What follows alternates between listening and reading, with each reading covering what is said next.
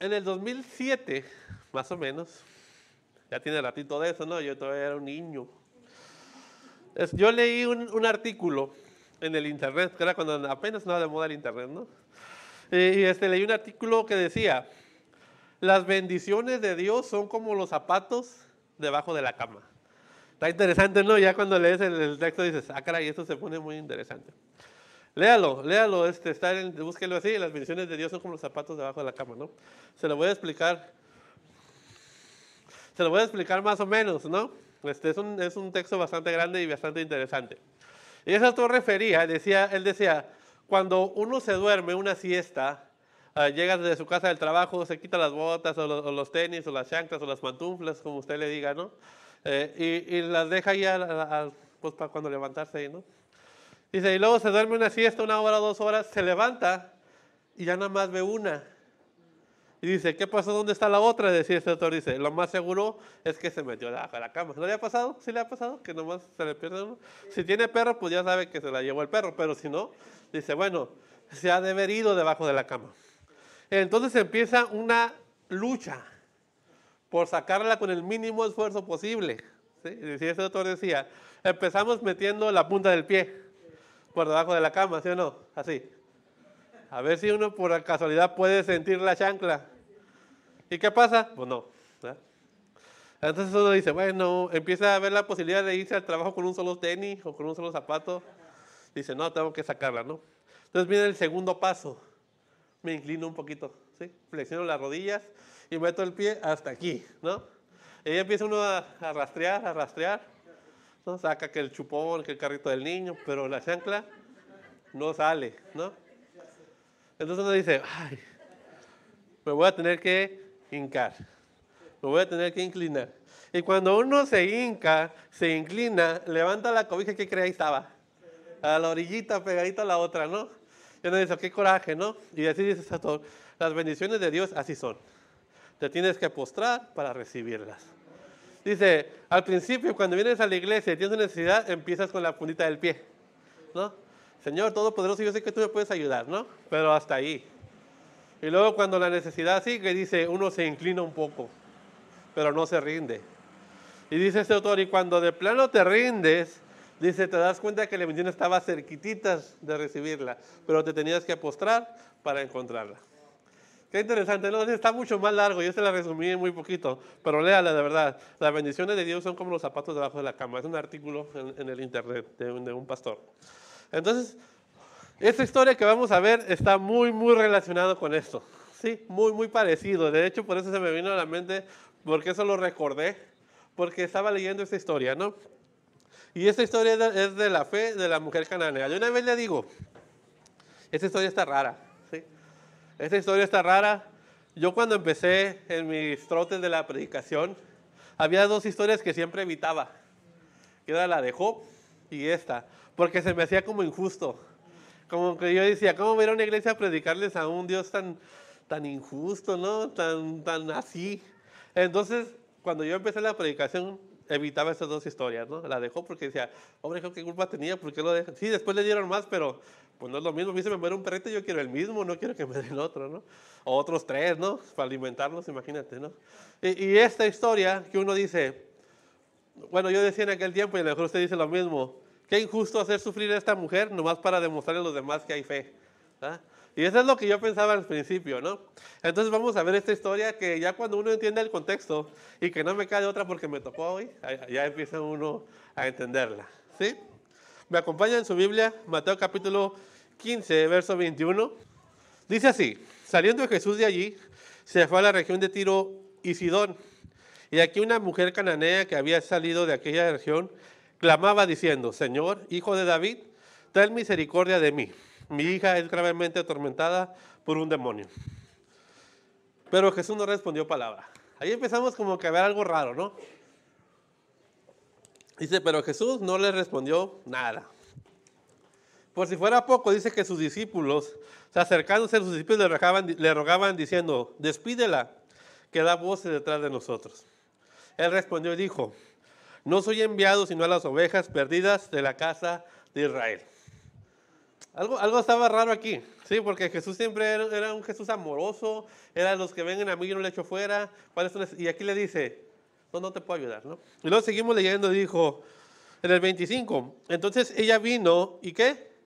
Se postró. Por eso me recordaba la historia esa, ante él diciendo, Señor, socórreme. Respondió él y le dijo, no está bien tomar el pan de los hijos y echarlo a los perrillos o a los perros. En aquel tiempo una persona no cristiana era llamada perro, ¿no? O cerdo, o algo así. Ella dijo, sí, Señor, pero aún los perrillos comen de las migajas que caen de la mesa de su amo.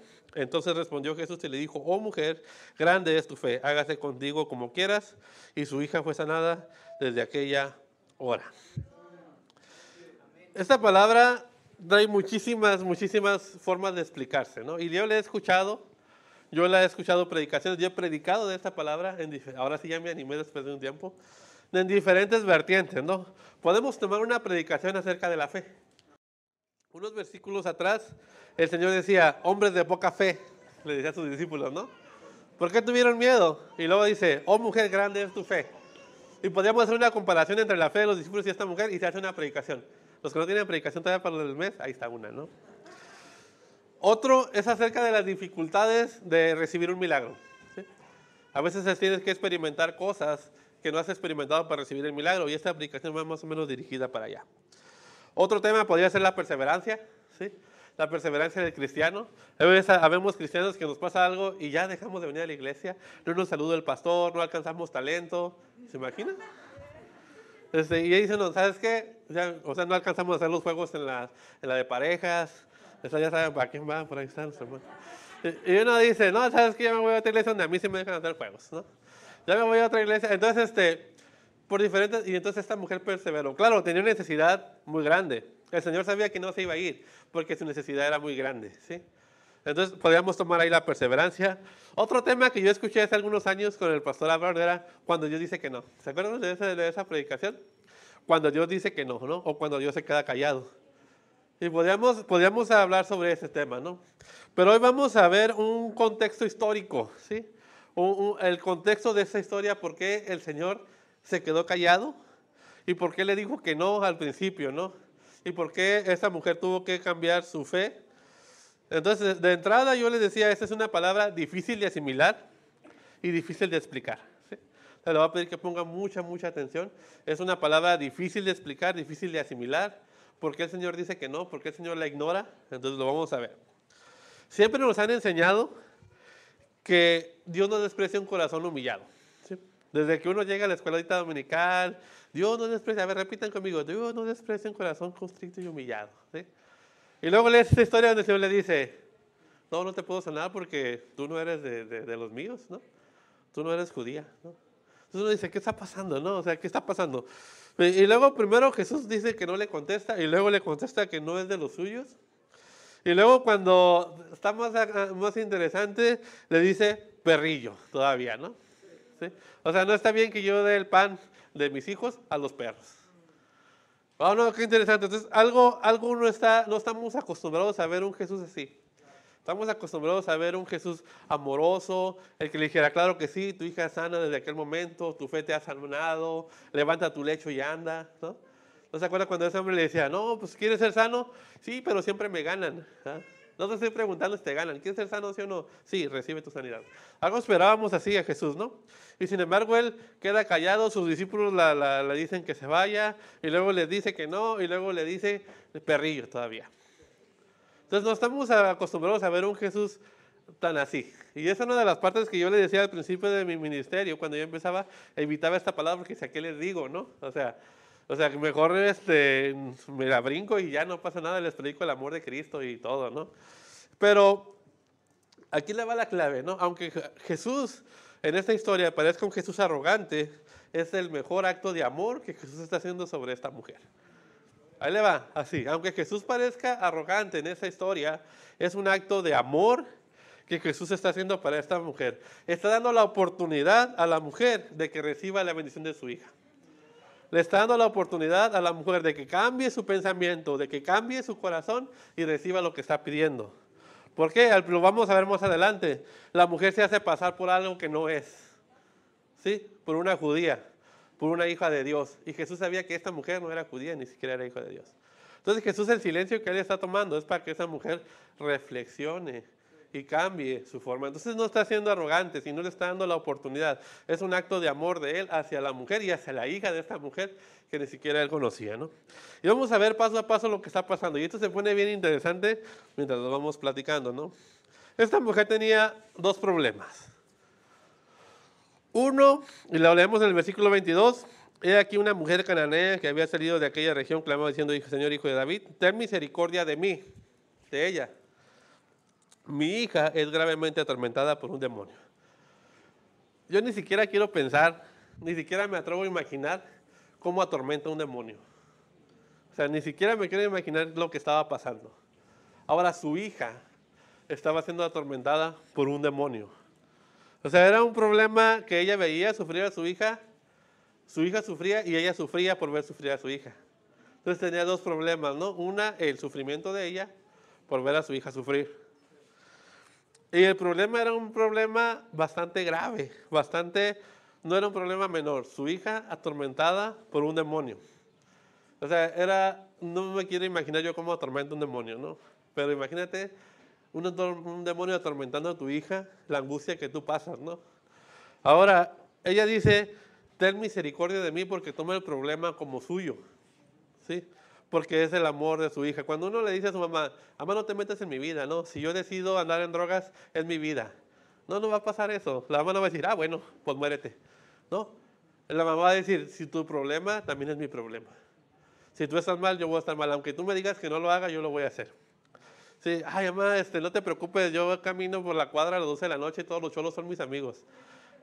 Bueno, pues entonces que te asalten, ¿no? La mamá va a estar ahí, ay, mijo, con cuidado, ¿ah? Es que sabes que me preocupo, avísame cuando llegues, ¿sí? Entonces la mamá siempre hace el problema de su hijo suyo. Es muy raro que a lo mejor puede llegar a pasar que la mamá diga, no me importa.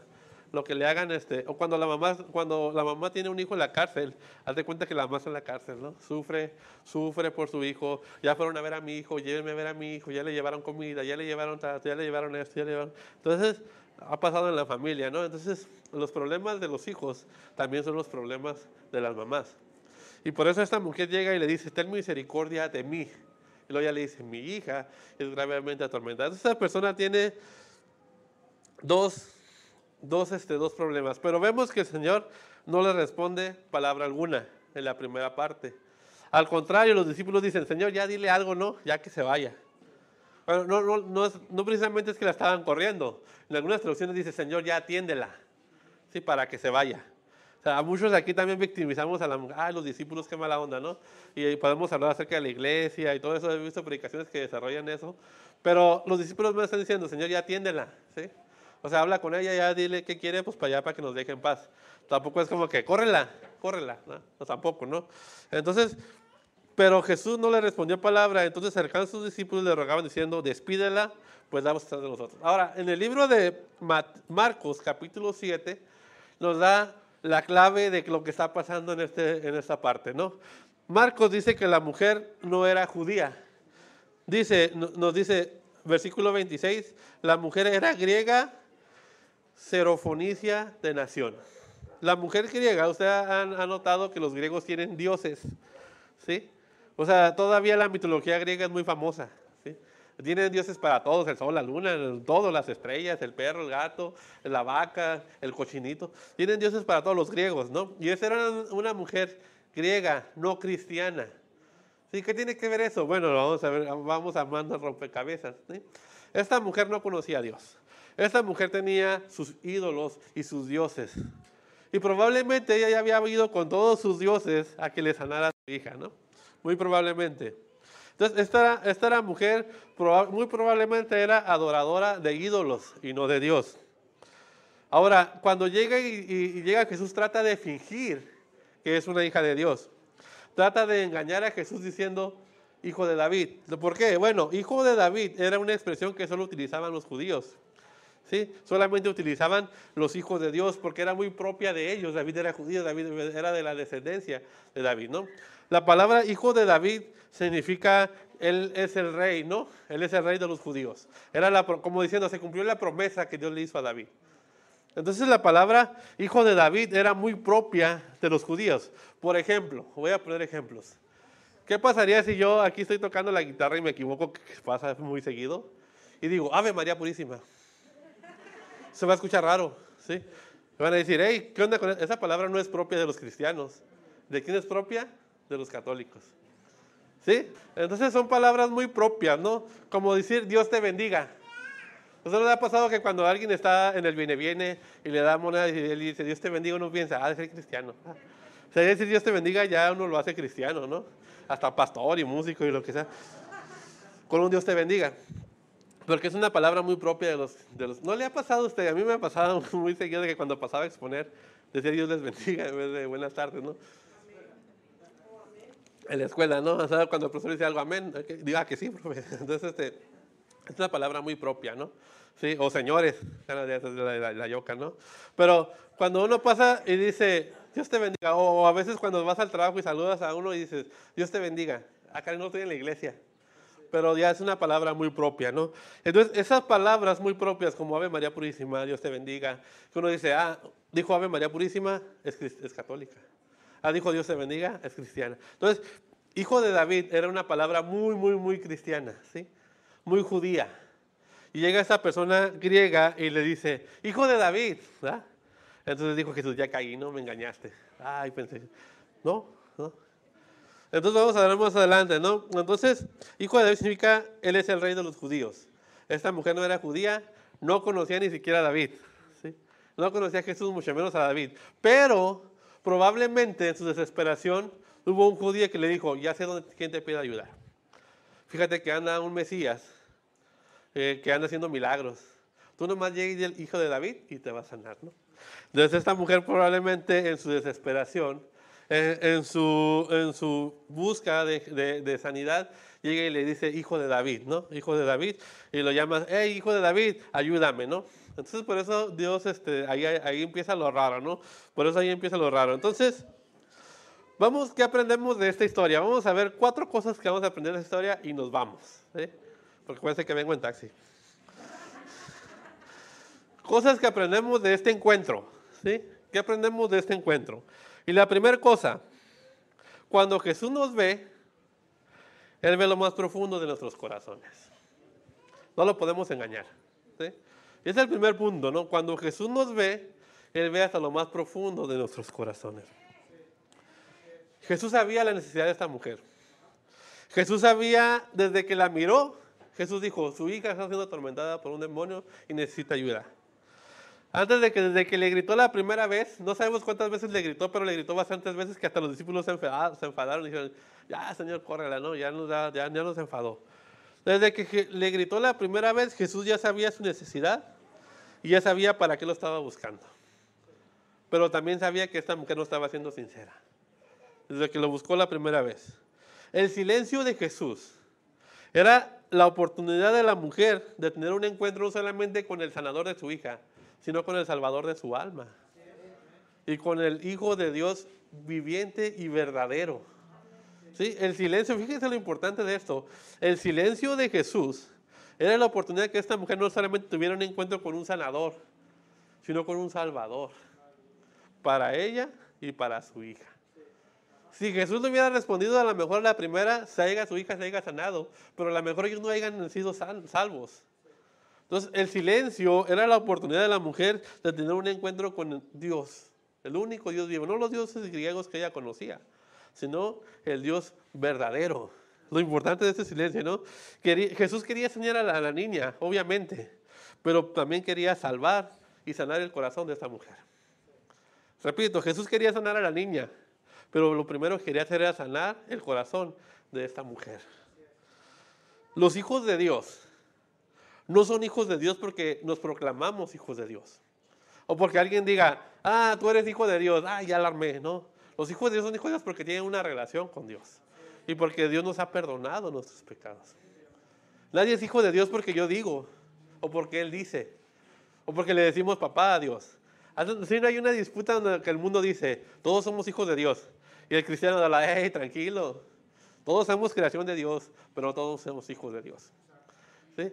Entonces el mundo tiene esa de decir, no, papá Dios, todos somos hijos de Dios. Y uno dice, tranquilo, solamente los que lo recibimos somos llamados hijos de Dios. Entonces hay algo aquí, ¿no? Los hijos de Dios no son hijos de Dios porque se autoproclaman hijos de Dios. Porque alguien dice, el pastor, tú ya eres hija de Dios, ya la armé, ya me gradué. No, no pasa así. Lo que dictamina si eres hijo de Dios es si lo recibiste en tu corazón, si te arrepentiste, ¿no? Y si tienes una relación con Él. Entonces nadie podía ser hijo de David o decirle hijo de David nomás porque ya le dijiste hijo de David, ya soy judío, ¿no? Había un proceso. Y el silencio de Jesús estaba haciendo la oportunidad de esta mujer que tuviera ese proceso. Haya sido fácil decirle, hey, me estás mintiendo. Órale, no te doy nada. Haya sido más fácil para Jesús, ¿no? ¿Me quieres engañar? Yo soy Dios, no me puedes engañar. Ahora te voy a maldecir y vete con tu mal, ¿no? Jesús se queda en silencio dando la oportunidad a esta mujer de que recapacite, ¿sí? Entonces el silencio de Jesús, antes de ser algo malo, es algo bueno que le está dando la oportunidad a esta mujer. El segundo paso tiene que ver mucho con esto, el segundo punto. Lo más importante para Dios es tu salvación, ¿sí? Antes que la sanidad. Antes que, cuando oramos por algún enfermo, he escuchado que dicen, Señor, sana su espíritu. Y si es tu voluntad, sana también su cuerpo. Pero qué importante es decir, sana su corazón. Señor, que ella pueda aceptarte como tu único y suficiente Salvador. Y si es tu voluntad, también sana de la enfermedad. Qué bonito es orar así, no, Señor, sánala.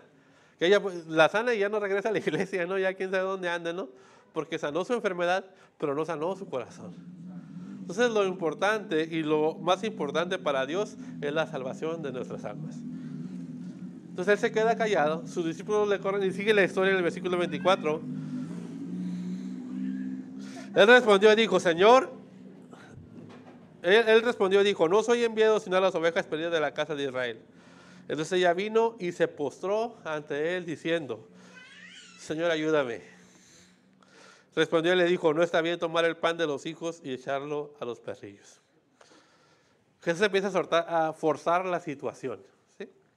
A llevar a la mujer un paso más adelante, ¿no? Obliga a la mujer a sincerarse, ¿cómo se dice? Eso con él. A ser sincera con él. Ya me salió mejor. Quiero hablar acá como predicar y no me salen. Obliga a la mujer a ser sincera con él. A venir a él sin máscaras. A venir a él diciéndole la verdad. Y ella dice, Señor, te necesito. No conozco a David, no sé tu descendencia, pero te necesito. Fíjese la diferencia. Ya no dijo, Señor, hijo de David, Dios les bendiga, hermanos, bendiciones. Qué bonito habla como cristiano, pero no es cristiano. Él dijo, ¿sabes qué, hermano? ¿Sabes qué, Dios? No sé quién es David, no conozco tu descendencia, pero necesito que me ayudes. Socórreme, le dice esta mujer, y se postra delante de Jesús. Entonces hay una actitud diferente, ¿sí? Hay una actitud diferente. Esta mujer dice, de verdad te necesito. De verdad te necesito. No voy a la iglesia, no he ido, no he diezmado, no he ofrendado. Tú conoces mi corazón, pero te necesito. Mire, no me he bautizado, Señor, no, pero te necesito. ¿Sí? Uno no puede venir a decir, Señor, tú sabes que yo vengo todos los domingos y diezmo y ofrendo. Hazme el paro, ¿no? O sea, cuidado con eso. Eso es una religión. Esta mujer estaba viviendo en religión. Ella pensó que decir hijo de David ya le iba a abrir todas las puertas. Sí, esta mujer pensó que decir, tú eres el Dios viviente, ¿cuántas sanidades quieres? Llévate una para llevar por si te pasa algo, ¿no? Se trataba de una relación y decir, Señor, no sé quién eres, no sé quién es David, pero te necesito. Entonces la actitud cambia. Entonces las cosas cambian. De verdad, Jesús quería sanarla a ella, de verdad quería sanar a su hija, pero ella necesitaba entender que no se trataba de una religión, sino de una relación. Entonces ella se postró y reconoció, no sé quién eres, pero te necesito. Qué interesante, ¿no? Y esto llega al punto número 3. La sinceridad es la base de la relación con Dios. La sinceridad es la base de la relación con Dios. Ella dijo, sí, Señor, pero aún los perrillos comen de las migajas que caen de la mesa de sus amos. Ella dice, es que no está bien, tú no eres judía, yo sé, pero aún los que no somos judíos necesitamos recibir lo que te quede de bendición. Ya no llegó exigiendo, ya llegó pidiendo, ¿no? Ya dijo, pidió, ten misericordia de nosotros. Entonces Jesús respondió y dijo, oh mujer, grande es tu fe, hágase contigo como tú quieras. Y su hija fue sanada desde aquella hora. Marcos dice que cuando llegó a su casa, su hija ya estaba sana. ¿Sí? Ya estaba libre. Imagínense qué felicidad, ¿no? Qué felicidad. La sinceridad es la base de una relación con Dios. Tú no puedes tener una relación con Dios si no eres sincero. Así de fácil. Tú no puedes venir al Señor a esconderle cosas, porque si no te va a bendecir. No puedes traer pecados ocultos y venir a pedir porque el Señor no te va a bendecir. Mira, a veces va uno al doctor, no sé, pasaba mucho con las abuelitas. ¿Por qué no le dijiste que te caíste? Ah, pues el doctor le debe de saber. ¿Para qué estudió? ¿Ah? Y si tú no le dices al doctor qué es lo que te duele, no te va a poder ayudar. Sí, pues usted lleva a su mecánico, a su carro al mecánico. Ay, no hablemos de ese tema porque ay, me duele. Y le dice, ¿qué tiene? Pues no sé, tú eres el mecánico, ¿ah? Arréglalo, pero dime qué te... No sé, o sea, eres buen mecánico, tú debes saber qué tiene. Como si el mecánico llegara y dijera, ¿qué tienes? Ah, sí, dice que le duele el alternador. O sea, no se puede. Uno tiene que llegar y decir, le pasó esto, doctor, me duele aquí. Doctor, aquí, no acá. Cuando respiro, cuando no respiro, cuando me levanto, cuando... ¿Sabe qué, doctor? Me caí. ¿Sabe qué, doctor? Comí algo echado a perder. Y el doctor ya te va a perder. Pero hay que ser sinceros con el doctor. Si queremos que el doctor nos ayude, hay que ser sinceros. No nos podemos ocultar nada. Cuando tú llegues y le ocultas cosas, luego te va a lo mejor recetar cosas equivocadas. ¿Te duele? Poquito. No tanto, no. ¿Qué pasaría? ¿Qué pasaría? Aquí es donde empieza a poner un poquito interesante y un poquito dura la predicación. Si Jesús viniera y te dijera, quiero sacarte de esa cárcel donde estás. Y tú dijeras, ¿cuál cárcel? Estoy en el paraíso. ¿Cuál cárcel? Yo no veo las paredes. Qué triste, ¿no? ¿Qué pasaría si Jesús viene y decirte, vengo a sacarte de la depresión en la que estás? ¿Cuál depresión? No, así es mi forma de ser. Yo soy un poquito cohibida. Estoy bien. ¿Qué pasaría si dijera, vengo a sacarte de tus vicios? ¿Cuáles vicios? Yo nomás tomo cuando me deprimo o hago esto cuando me siento así. Pero yo no soy borracho. Ay, no. Yo no, fumo 1, 2, 3 veces al día, pero yo lo dejo cuando yo quiera. ¿Has escuchado eso? Yo lo dejo cuando yo quiera. Eso para mí no... El pecado, hermano, la gente ve el pecado como algo bueno allá afuera, pero en realidad el pecado es esclavitud. Esclavitud. Porque uno no puede dejar de hacerlo. Y uno dice, no, yo puedo dejar de hacerlo cuando yo quiera, mentira. Porque yo lo hubiera dejado de hacer. ¿Qué pasaría si el Señor viene y dice, vengo a quitarte lo chismoso? Lo mentiroso. Señor, Señor, ¿cómo que yo soy chismoso? Yo nomás hablo lo que pienso. Cuidado. Yo nomás comunico a la iglesia para que los hermanos sepan y oren por las personas. Cuidado. Si tú no reconoces que tienes un problema de chismes, y esto es muy real, o de mentiras, el Señor no te va a poder ayudar. Si tú no reconoces que eres mentiroso, porque lo es una enfermedad, donde el Señor no te va a poder ayudar. Si tú no reconoces que eres una persona chismosa, que te gusta hablar de los demás, porque cuesta reconocerlo, en realidad cuesta mucho. Y eso es cuando el Señor dice, tienes que sincerarte conmigo. O sea, has estado hablando de los hermanos. Señor, es que ese hermano está mal. No tienes por qué hablar de los hermanos, aunque el hermano está mal. Y aquí es cuando uno se empieza a quitar las máscaras. Y Señor, ¿sabes qué? Reconozco que he sido chismoso en la iglesia. Entonces el Señor ya viene la palabra y dice, grande es tu fe. Reconozco, Señor, que he andado hablando mal de los hermanos. Reconozco que no me llevo bien con el hermano tal porque me da envidia que él tenga un carro descompuesto en su casa. Y me dice, no, pues no lo traigo. Me da envidia. Me da envidia que las personas quieran tanto al pastor y a mí no. Y por eso lo envidio. Hay personas, aunque usted no lo quiera, hay personas así en la iglesia. Y tenemos que venir a la iglesia con este cuarto punto que le voy a dar y ya vamos a ir cerrando. Las máscaras para aparentar ser hijo de Dios son muy pesadas y muy difíciles de llevar. Las máscaras para aparentar, yo soy un hijo de Dios, yo no soy chismoso, yo al contrario, yo soy bien buena onda con todos, es muy pesada y tarde o temprano esas máscaras se van a caer. ¿No le ha pasado con gente que dice, Mire qué buen hermano es este hermano, y después lo ve tiempo después fuera de la iglesia, haciendo cosas que no son del agrado de Dios, y siempre ha hecho, pero aparentaba cosas que no son. Y el Señor nunca me cambió, nunca te sinceraste con Él.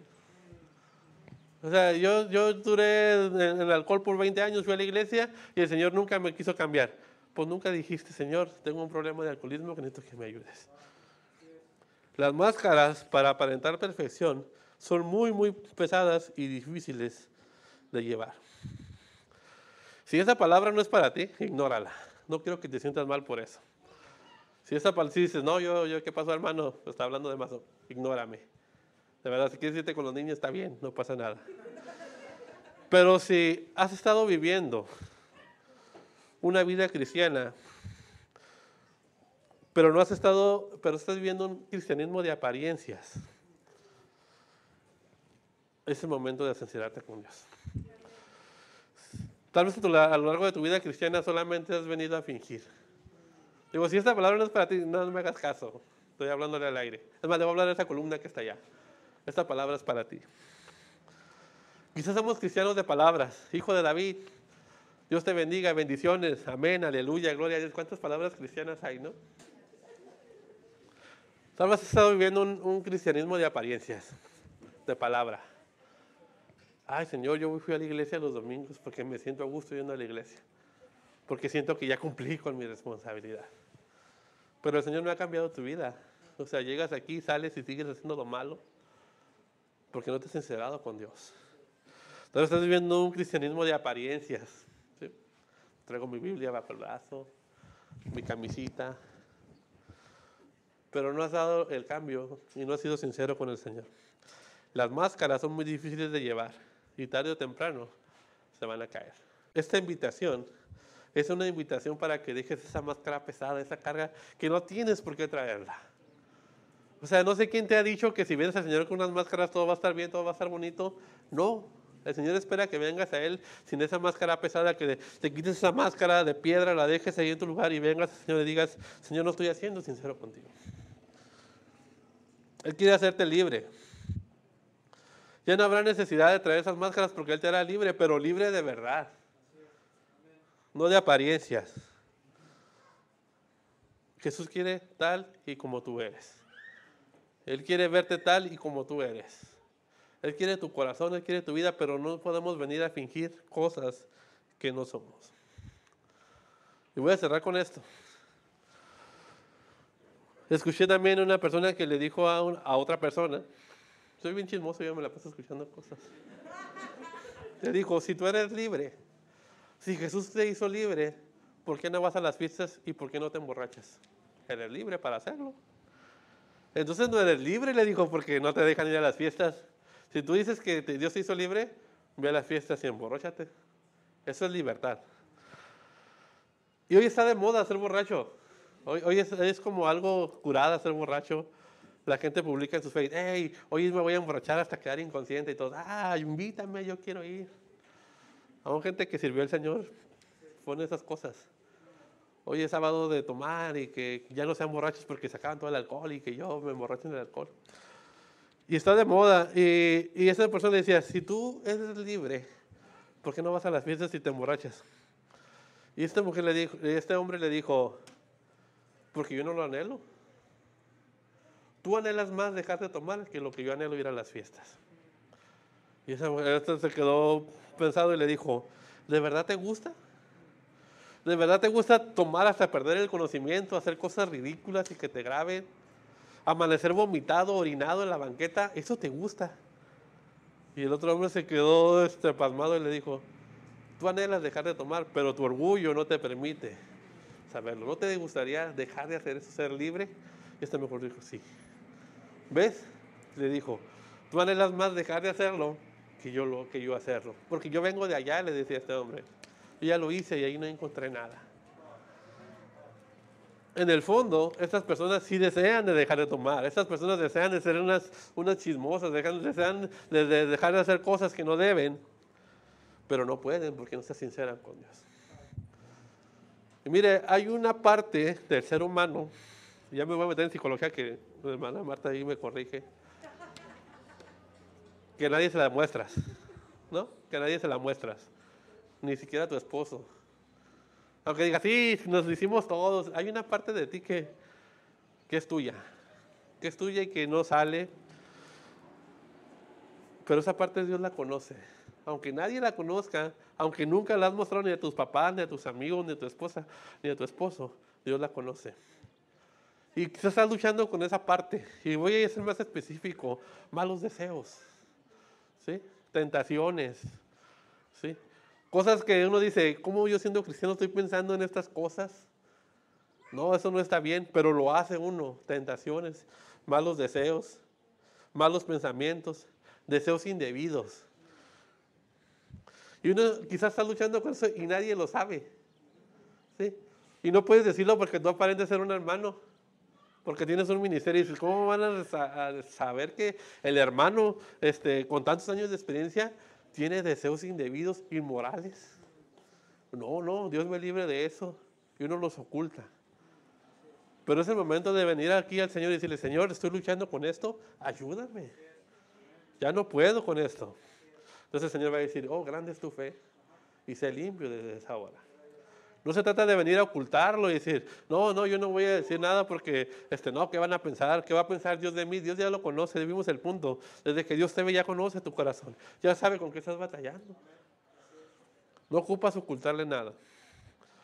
Y hoy vamos a hacer eso. Te digo, si esta palabra no es para ti, ignórame, pero si hay algo en tu vida que no estás siendo sincero con Dios, hoy vamos a decirle, Señor, ayúdame. Ya no puedo con esto, mira. En la iglesia soy de una forma, pero en mi casa soy de otra. En mi casa soy de una forma, en la iglesia, pero en mi trabajo soy completamente diferente. Soy el que cuenta los chistes negros, soy el que alburea. Créanme, muchos cristianos son bien albureros en las fábricas. De verdad, de verdad. Me ha tocado vivirlo.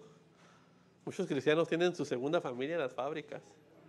Ah, pero no lo pueden decir porque tienen un ministerio en la iglesia. ¿Y qué va a pensar el hermano pastor? ¿Qué va a pensar Dios? O sea, olvídate del hermano pastor, ¿qué va a pensar Dios? Necesitamos ser sinceros con Dios, venir con esta mujer. Si Dios ha estado callando en tu vida, si Dios te ha estado diciendo que no, si Dios no te ha dado la petición, que hay que pensar que estoy ocultando, ¿no? Pero no puede ser, no necesariamente sea por eso, pero si hay algo que no estamos siendo sinceros con Dios, es un examen, ¿no? Estoy siendo sincero con Dios. Y voy a pedir que te pongas de pie, nada más un ratito, ya nos vamos a ir. Y asincérate con Dios. Sí me salió ahora, asincérate con Dios. Ponte a cuentas con Él. Esa parte de tu corazón que nadie conoce, Dios la conoce. Esos deseos indebidos, ¿con qué luchas cuando te quedas solo en casa? ¿Con qué luchas? ¿Con qué luchas en las veces en las que nadie te ve? Cuando nadie te ve, ¿con qué estás luchando en tu corazón? Porque en la iglesia aparentar es fácil, pero cuando te quedas solo en la casa, cuando estás solo, cuando nadie te ve, ¿con qué luchas? En las noches, ¿con qué luchas? ¿Por qué no vienes y le traes eso al Señor? Y decirle, Señor, aquí está. Entonces voy a pedir a mi hermano Abraham que pase a hacer la oración, pero de verdad te voy a pedir ese favor. Sé muy, muy sincero con Dios en este día. Muy, muy sincero con Dios. Y Él va a bendecir tu vida.